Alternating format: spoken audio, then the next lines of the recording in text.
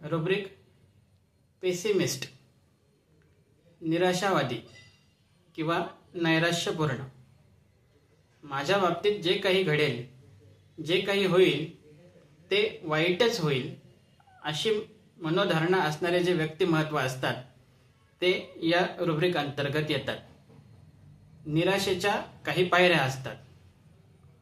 सर्वप्रथम निराश वाटतं, त्यानंतर काही काळ गेला की एकटं वाटतं, त्यातही काही काळ गेला की स्वतःच्या मनात स्वतःविषयी निरुपयोगितेची भावना येते, त्यातही काही काळ गेला की व्यक्ती इतरांना दोष देऊ लागतो, याच्यामुळे असं झालं, त्याच्यामुळे तसं झालं।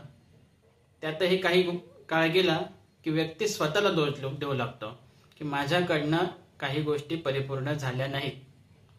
आणि त्यानंतर जी भावना चिरकाळासाठी माणसाच्या अंतर्मनात ठासून भरली जाते ती निराशावादी भावना, की हे जे माझं जीवन आहे ते असंच चालणार आहे, यात काहीही बदल होणार नाही किंवा माझ्या जीवनात कुठलाही चांगला आशेचा किरण नाही।